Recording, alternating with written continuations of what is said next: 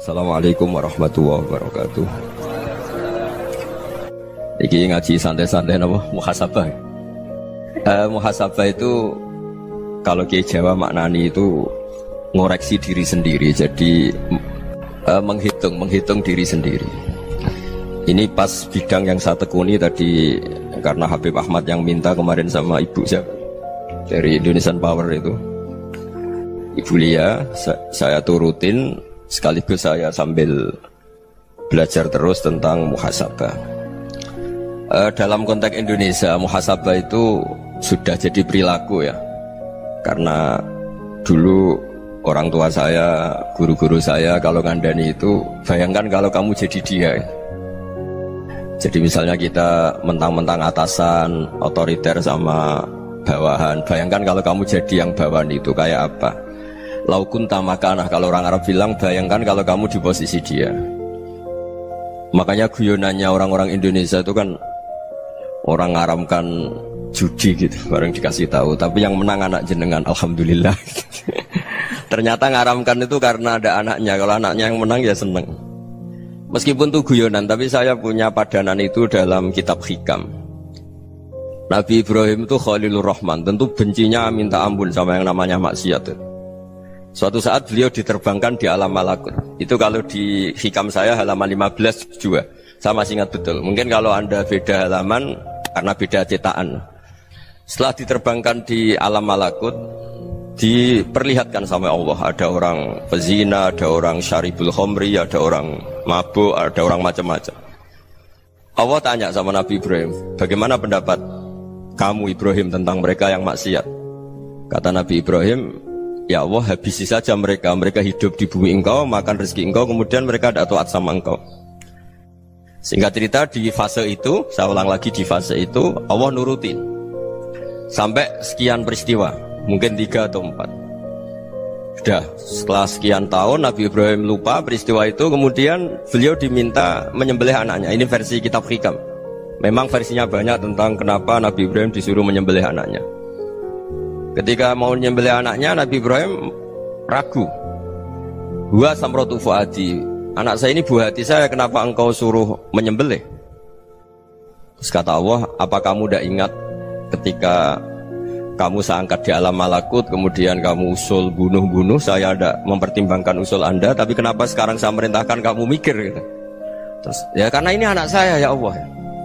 Terus kata Allah, rumang samu wong sumpukon mata ini gak gawean kau sing gawe kowe enak wae usul mata ini. Sebenarnya saya yang bikin, kemudian Anda enak aja usul membunuh. Semenjak itu Nabi Ibrahim itu di eranya itu asfaqun nas, orang paling sayang sama manusia. Karena kadang kita keras itu ya kebetulan itu udah anak kita, ada keluarga kita. Cara orang Jawa itu kan gitu ya, kalau ada perempuan terus macak yang macam-macam pakai sepeda motor cowok, terus wah itu luput suwuk, semoga-moga gini. Tapi setelah dikasih tahu, niku ponakane jenengan, semoga-moga selamat. Jadi jangan-jangan kemarin ahli ma'asi itu kebetulan itu tidak keluarga kita. Kalau keluarga kita yang pernah salah pada kita, semangat kita mintakan maaf. Jangan-jangan kita didikte hukum sosial gitu. Jadi orang yang salah kebetulan itu orang yang menservis kita, atau keluarga kita, atau orang dekat kita. Jangan-jangan semangat kita mintakan ampun. Tapi kalau sama orang lain kebetulan musuh kita semangatnya minta itu kena azab. Nah ini yang nggak boleh dalam Islam. Islam mengajarkan niru Rasulullah SAW, Nabi itu rahmatal lil alamin. Bahkan kemarin saya ngaji virtual sama beberapa habaib. Ada Habib Ali Al-Jufri dari Mesir, ya. Ada Habib Alwi dari Kuitang, ada Habib Nabil Al-Musawa. Dari sekian habaib itu saya masih ingat, diantaranya yang didawuhkan rahmatan lil alamin itu ketika Nabi adzahu qaumuh, disakiti oleh kaumnya, dan itu mereka masih kafir semua. Itu mereka dapat doanya Nabi, Allah mahdi qaumi fa innahum la ya'lamun. Kayak apa baiknya Nabi, orang yang menyakiti, yang melukai, tapi Nabi masih berdoa, Allah mahdi qaumi fa innahum la ya'lamun. Sayyidina Umar dapat doanya Nabi itu yakhina kana kafiran, ketika masih kafir didoakan, Allahumma aizzal Islam bi Umar. Itu ketika masih kafir. Itu pelajaran bagi kita bahwa yang sedang tidak cocok pun itu berdapat doa kita. Ya doa supaya kondisi kita baik. hari tambah baik. Karena agama ini saya berkali-kali bilang limangka nayarjuwa wal yaumal akhir. Agama ini diperuntukkan bagi yang selalu punya harapan pada Allah Subhanahu wa taala. Saya cerita muhasabah ini tentang hubungan kita dengan Allah. Di Indonesia itu banyak orang fasik, banyak orang nakal. Ya di mana-mana orang nakal itu ya mayoritas, wa aksaruhum fasikun. Tapi berkahnya harapan. Mungkin saya kira nakal sok benda, mungkin saya kira sholat sok ben sholat, mungkin sekarang belum sakho, belum dermawan, suatu saat dermawan. Barokahnya itu kefasikan ini dianggap sementara. Sedang fasik, sedang tidak benar. Karena kiai-kiai kita, para guru-guru kita, para habaib utamanya itu mesti bilang semoga husnul khotimah. Nah barokahnya doa itu semoga husnul khotimah itu menjadikan satu pola sosial. Yang sedang fasik ini masih diharapkan jadi lebih baik, jadi lebih. Sehingga kita tidak ngambil sikap ekstrim, yang ingin menghabisi atau ingin mengadili, tidak. Karena selalu kita punya harapan. Dan agama ini limangka nerjuwa wal yaumil akhir. Bayangkan itu kalau yang nakal itu anak kamu. Pasti kamu gak ingin kan langsung dapat azab, dapat apa. Padahal kita semua jadi tokoh ini abul kulli, bapak dari semuanya. Sehingga ketika Rasulullah SAW jalan-jalan kemudian melihat perempuan sedang menyalakan api. Kalau apinya mati ditiup, anaknya dijauhkan. Nanti kalau sudah jauh dari api, anaknya digendong lagi. Terus kata Rasulullah, matur ke semua sahabat, ara'aitum anna hadhihi tarihatan waladaha 'alan nar. Apa kamu berpendapat bahwa perempuan ini akan melemparkan anaknya ke neraka? Tidak ya Rasulullah. Tidak akan seorang ibu melemparkan anaknya ke api. Terus kata Rasulullah, Allahu arhamu min hadhihi biwaladiha. Allah lebih rahman, lebih rahim dibanding orang tua ini kepada anaknya. Ini yang harus kita kenalkan terus, kita kampanyakan terus supaya orang hubungannya dengan Allah itu nyaman, asik. Sehingga dengan demikian selalu ada harapan bahwa yang sedang nakal ini suatu saat tobat. Kita tidak boleh menghukumi pasti begini, pasti gini, itu tidak wilayah kita. Itu juga yang dicontohkan Rasulullah SAW. Secara lahir Nabi itu nggak berkenan sama Wahsy, karena Wahsy itu salahnya salah fatal karena membunuh ahabban nasi ila Rasulillah, yaitu membunuh Sayyid Hamzah. Jadi ketika Wahsy tobat, Nabi itu terima tobatnya. Dan ketika beliau dengan basariyahnya agak siap ketemu Wahsy karena harus ingat Sayyid Hamzah, basariyahnya diturutin. Oke, kamu iman, saya turutin, tapi jangan sering ketemu saya. Karena kalau ketemu kamu, saya masih ingat sama paman saya, Sayyid Hamzah. Kita bisa ngelola seperti itu. Kita tidak cocok sama orang, bagaimanapun mereka umat Rasulullah SAW, kita tetap mencintai mereka. Misalnya kalau beda agama, mereka sama-sama orang Indonesia, kita mencintai mereka atas nama warga Indonesia.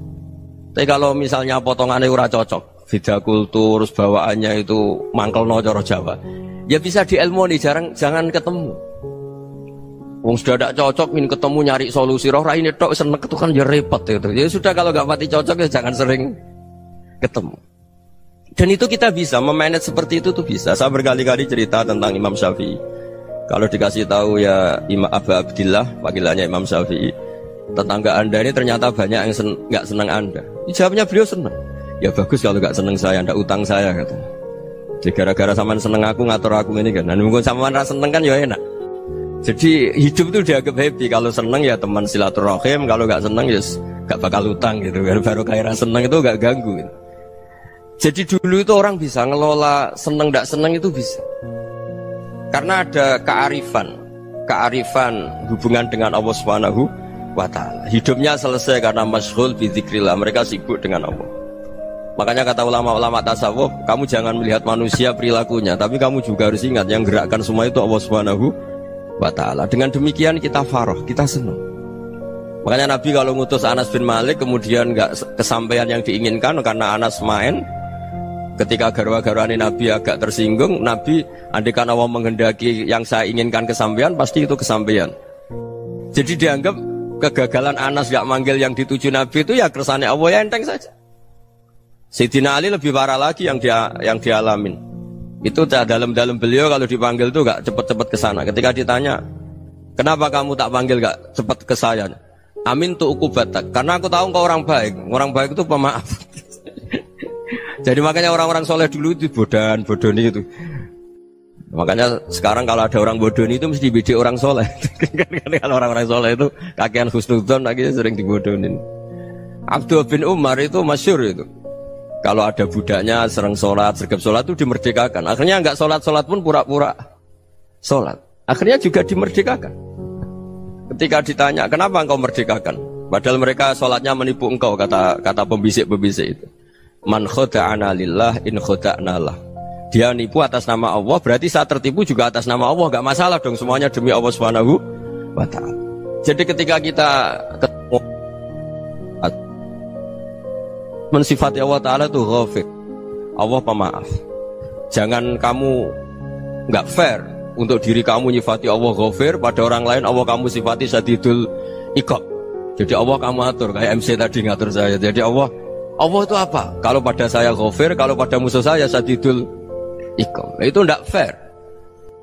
Kalau Anda punya harapan kepada Allah karena Allah Rahman Rahim, Allah Ghafir, sebenarnya Allah pada musuh kita ya bisa saja Allah Ghafir, bisa saja Allah Rahman Rahim. Sehingga kita melihat orang lain yang kita tidak cocok itu ya enteng saja.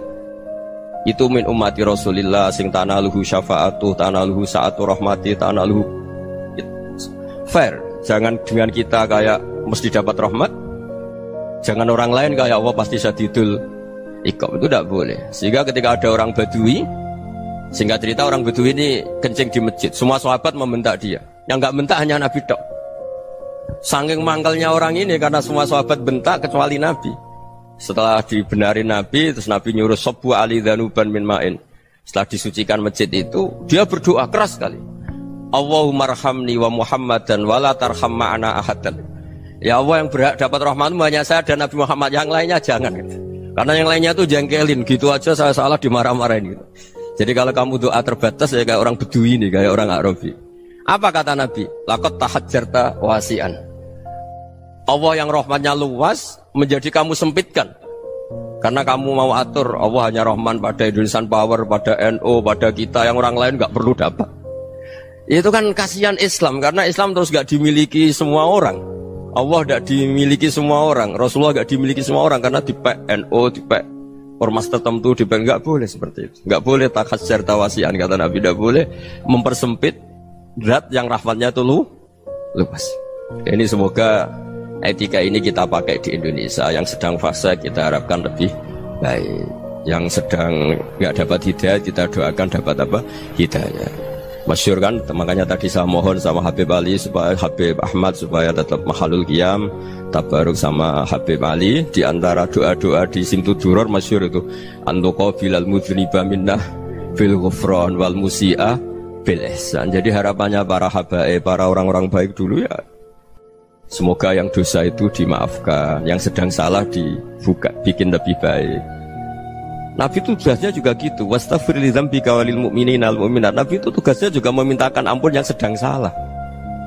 Nah ini cobalah jadi etika kita, muhasabah kita. Jadi muhasabah itu cara berpikir kita set, kita pikir ulang. Ternyata semangatnya seorang Nabi itu wastaghfir li dzambika walil mu'minun. Semangatnya itu memintakan ampun. Orang ahli tafsir tahu semua kalau Nabi itu tidak mungkin dosa. Jadi itu khitabun lin Nabi wa urida bihi ummatu, itu khitab Nabi, tapi yang dimaksud itu umatnya, karena Nabi tidak akan mengalami dzambun, tidak akan mengalami dosa. Sekarang enggak, kadang-kadang kita ini kalau orang lain salah itu semangat. Kalau di perusahaan ada teman salah, apalagi pimpinan salah itu seneng, barokahnya salah bisa ganti kan gitu. Jadi kalau mungkin di dunia tokoh juga gitu, barokahnya ada tokoh salah, kita yang jadi populer sendiri, tidak boleh seperti itu. Kita harus salimus sodri di jami'il muslimin. Jadi ini harus dilatih. Saya tadi matur sama Habib Ahmad, latihan kita jadi hidup. Nabi itu kalau resep jadi wali itu kata Nabi gampang. Kata Nabi, kalau kamu ingin disenangin Allah, ya sudah. Kalau kamu asbahta wa amseta gini-gini, perasaan kamu, kata Nabi, jangan punya perasaan ghil sama orang muslimin. Itu sudah wadzalika min sunnati. Makanya Nabi ngendikan la yablughni ahadun an ahadin syai'an. Ada yang baca la yuballighni ahadun an ahadin syai'an. Seseorang jangan melaporkan ke saya tentang salahnya yang lain. Fa inni akhruju ilaikum wa ana salimus sadri. Karena saya ingin ketemu sampean semua dalam keadaan salimus sadri, tidak punya perasaan apa-apa. Karena kalau nurutin pembisik, nurutin informasi itu ya repot, karena orang pasti sepihak.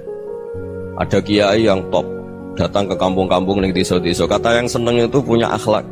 Wah itu bagus orang besar datang ke kampung-kampung. Kata yang nggak seneng, wah itu jobnya kiai kecil kok diambil, itu kan ya kasihan itu kan sudut pandang. Makanya saya sering bilang, akal kita ini cukup untuk mentasdik Rasulullah Shallallahu Alaihi Wasallam. Meskipun perasaan kita kadang orang Jawa itu beda. Saya berkali-kali bilang sama peneliti dari Jogja, kenapa sih Gus para nabi itu kok poligami istrinya banyak? Nabi Dawud katanya itu berapa? Nabi Sulaiman malah jumlahnya agak terbatas ini. Nabi Muhammad itu paling sedikit. Saya tanya gini, perempuan itu orang lemah, jadi kalau nolong orang satu gimana baik, kalau nolong orang dua ya lebih baik, ya sudah kira-kira seperti itu. Paling tidak akal kita masih tahu kalau orang baik itu kan mesti baik, nolong orang satu baik, nolong orang dua ya lebih baik, nolong orang tiga lebih baik. Tapi kalau kamu orang nggak baik, satu saja kamu terlantarin, kamu miskinkan, kamu ya tinggal diukur kan. Kalau orang baik nambah baik, tapi kalau orang buruk tambah buruk. Nah itu akal. Akal kita bisa menganalisis kenapa sih nikah itu ada yang poligami, ada yang enggak. Sudah ukur saja diri kamu. Misalnya kayak saya elek keriting, rabi terus, memperbanyak wong elek. Orang perilaku netok, raine dadi elek kabeh gitu. Tapi nak kowe ku ganteng, alim, ganteng, sugih. Anake ganteng-ganteng, berhubung kowe saleh ahli swarga kabeh. Mertua yo bangga karena karir kamu meyakinkan. Ini mertua kamu aja gak bangga mau nambah. Ipar gak bangga, mertua gak bangga, desa kamu yang kamu wayai juga gak beda dengan Nabi ketika nikah Juwairiyah itu gak ada pernikahan sebarokah Nabi dengan Juwairiyah itu Azharu Rasulillah. Di situ habis perang banyak tawanan, gara-gara jadi besanya Nabi langsung dibebaskan semua karena Azharu Rasulillah. Sekarang besanya Kanjeng Nabi. Dulu Abu Sufyan mangkalnya bukan main sama Nabi, gara-gara putrinya dinikah terus langsung jadi. Kalau kamu kan enggak, nikah satu, nikah lagi, satu kampung musuhi kamu karena istri pertama ya cemburu, yang kedua agak bangga. Wah itu selesai itu di dunia wal akhirah. Maksud saya, nganalisis Islam itu harus pakai akal. Dan akal yang dipakai, ini saya bawa ke kitab Ihya, adalah pikiran-pikiran para ulama. Makanya ketika Imam Ghazali ketika ditanya, fakaifa bi muslimin fasikin asawwaha fi jami'i amri. Kalau kalian ketemu orang fasik, orang Islam tapi fasik, perilakunya nggak ada yang benar. Kata Imam Ghazali jawabnya lucu, aneh. Ma min muslimin illa wa islamuhu ta'ah. Tidak ada orang Islam kecuali dia mau Islam, membenarkan Allah dan Rasul itu sudah taatnya dia.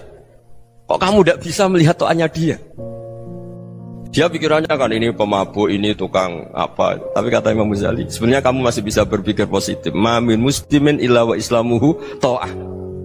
Tidak ada seseorang Islam ketika dia milih Islam itu pasti ada taatnya, yaitu tasdik pada Allah dan tasdik kepada Rasulullah Shallallahu Alaihi Wasallam. Jadi dengan pola seperti itu, maka di antara guru-guru kita yang modern ya di era Mbah Maimun, di sini ada Habib Ahmad, Habib Salim, syair yang sering dibaca beliau adalah ada orang munajat sama Allah. Ini cerita munajat. Itu orang itu ngendikan gini, ana muznibun, ana mukhtiun, ana asi, huwa rahimun, huwa ghafirun, huwa afi. Ya Allah, saya mukhti, saya orang yang salah. Ana muznib, saya orang yang dosa. Ana asin, saya sering maksiat. Tapi engkau ya Allah, engkau ghafir, pemaaf. Engkau rahim, maha pengasih. Engkau afin, yang mudah memaafkan. Kata orang ini, ya agak kurang ajar, tapi saking senengnya sama Allah. Qobal tuhunna salasatan bisalasat. Ya gini saja ya Allah, sifat engkau diadu dengan sifat saya. Engkau Tuhan, Gusti, nggak boleh kalah gitu. Terus wasatahliban ausofu ausofi, dan engkau pasti pemenangnya gitu. Jadi ada orang rayu Allah dengan cara seperti itu ya ada ya. Saya ini manusia, salah saya banyak. Engkau ampunannya banyak. Engkau Tuhan, Gusti, nggak boleh ampunan Anda, ampunan engkau kalah dengan salah saya. Nggak boleh Tuhan kok kalah.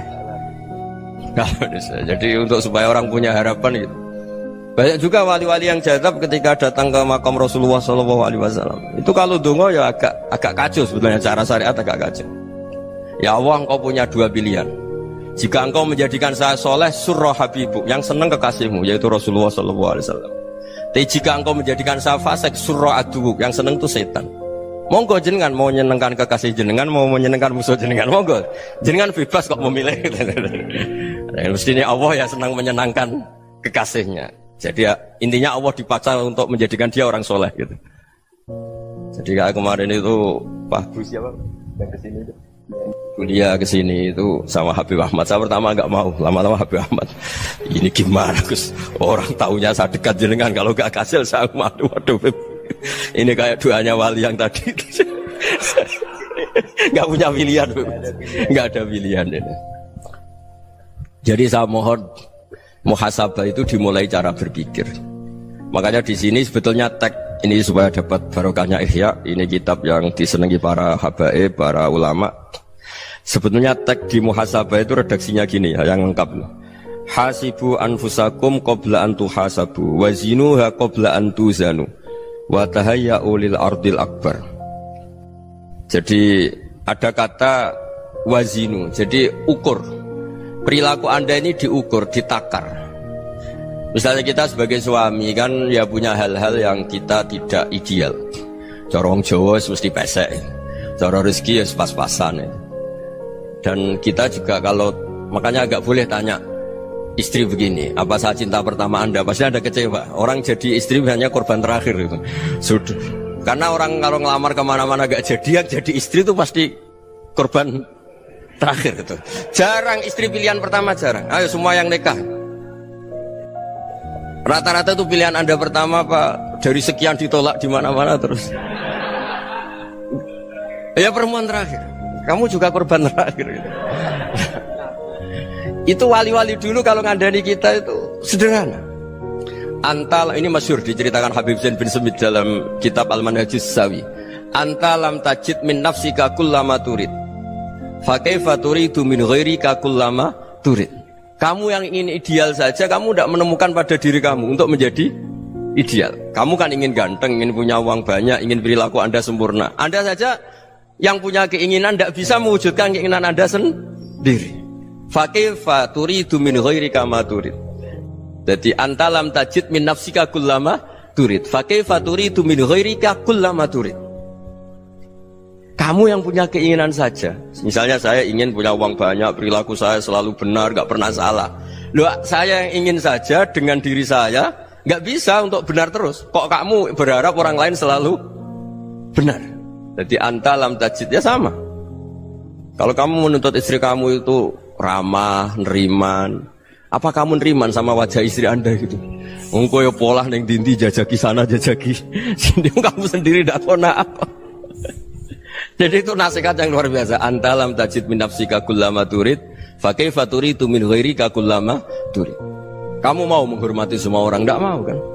Kemudian Anda berharap semua orang menghormati kamu. Kamu tidak ingin kan orang lain semua menghujat kamu. Sementara kamu enak aja menghujat orang lain. Makanya Rasulullah SAW luar biasa ketika bikin kaidah sosial.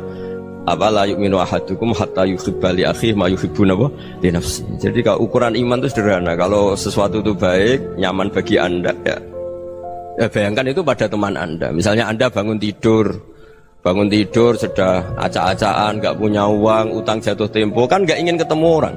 Ya kamu jangan bertamu ke jenis ini karena dengan kamu yang alami juga gak siap ketemu orang.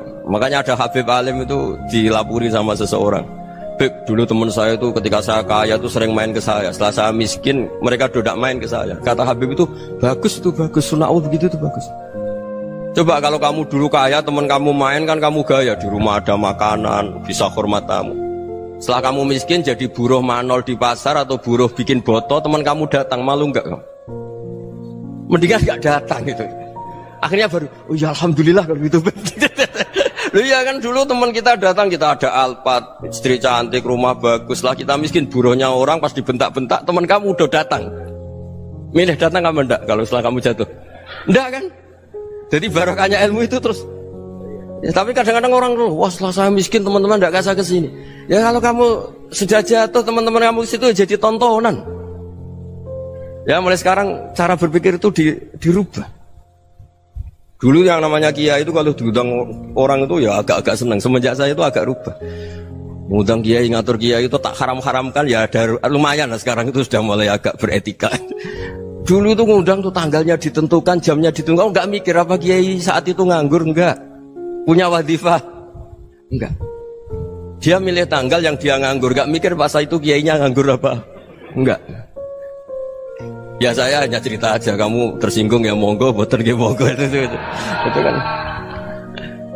Jadi saya mohon lah supaya tadi saya juga matur ke Habib Ahmad. Jadi untuk orang merasa ikut sunnah Rasul itu gampang sekali kata Sayyid Muhammad. Dulu Nabi berpakaian ala daerahnya. Kalau mikot ya pakai mikotu baladi. Karena Nabi orang Madinah dan beliau berdomisili di Madinah, ya misalnya mikotnya dari Bir Ali misalnya. Tapi kalau Anda orang kawasan Tanim mau umrah ya dari Tanim. Misalnya kawasan Jirona ya dari Jirona. Artinya apa? Kamu ngambil mikot karena Nabi mikot misalnya dari Bir Ali, bukan berarti kamu harus seperti Nabi di Bir Ali, kamu orang Mekah, misalnya kamu orang Tanim, orang ya harus dari mikot itu apa? Baladi. Sama, makanya di fikih-fikih itu kalau tahnik anak, Nabi orang Arab, halawiyatnya kurma ya kurma. Kalau orang Jawa sedegan, semua bodoh-bodoh. Ya, bodoh-bodoh manis. Jadi ini tabaruk sama Sayyid Muhammad, ini ada murid beliau Habib Ahmad, saya baca supaya orang itu merasa ikut Nabi itu gampang sekali. Ini saya baca ya di halaman tadi disaksikan Habib Ahmad 433 di kitab apa begini? Manhajus Salaf fi Fahmin Nusus. Itu kata Sayyid Muhammad, wa kanat sunnatu Rasulillah annahu yat'amu ma yajiduhu fi ardi wa yalbasu ma yajidu wa yarkabu ma yajidu mimma abahu Allah taala. Faman istamala ma yajidu fi ardi fa huwa al-muttabi' lis-sunnah. Kama annahu hajjal baita min madinati. Faman hajjal baita min madinati nafsihi fa huwa al-muttabi' lis-sunnah. Wa illam takun hadhil madinatu tilka. Jadi intinya misalnya Nabi dulu itu ngasih sedekah kepada fakir miskin ya pakai dinar, dirham. Ya kalau orang misalnya sedekah pakai rupiah ya sudah ikut sunnah Nabi. Jangan lu Nabi pakai dinar loh, kamu kok pakai rupiah. Dulu dinarnya Nabi udah ada tulisannya Bank Indonesia, kamu ada tulisannya Bank. Ya tidak ada seperti itu. Ya jadi misalnya Nabi sedekah pakai tamar atau pakai al-aqid, ya kita pakai beras, pakai apa. Supaya orang tuh bahwa Rasulullah itu milik kafatal linnas, milik semuanya. Sehingga merasa ikut sunnah Nabi itu ya semuanya. Makanya dulu Mbah Mun kalau motivasi saya supaya bombong, kalau orang Jawa bilang bombong. Wong Jawa mesti ono wong alim. Beliau menyontohkan mas itu Mbah Fadol, Senori, Mbah Ihsan Jambes. Itu bisa ngarang-ngarang kitab luar biasa. Padahal beliau bukan orang Arab. Imam Sibawai itu orang Persia, Imam Ghazali orang Tus itu juga ikut Persia. Kata Mbah Mun, wong sing ora Arab lah mesti untuk jatah alim kata beliau. Karena Nabi itu diutus kafatal linnas. Nanti kalau orang yang alim itu Arab tok, berarti tidak ada perwakilan dari Afrika, dari Asia Tenggara, dari mana-mana. Makanya karena Nabi statusnya itu kafatal linnas. Jadi kita harus bangga sebagai Muslim, sebagai orang Indonesia karena misalnya Wali Kutub. Dulu terkenalnya hanya ada di Yaman, di mana. Ternyata pernah ada juga di Indonesia dan seperti Habib Abu Bakar Segaf Gresik. Jadi ya artinya kan tetap orang Indonesia meskipun beliau zuriyah Rasul kan ya sudah orang apa? Orang Indonesia. Zuriyahnya Habib Ali Simtuduror sekarang di Solo. Jadi Indonesia juga dapat alawin banyak dari Sadatin al-Alawin juga banyak. Jadi saya mohon barokahnya ngaji seperti ini.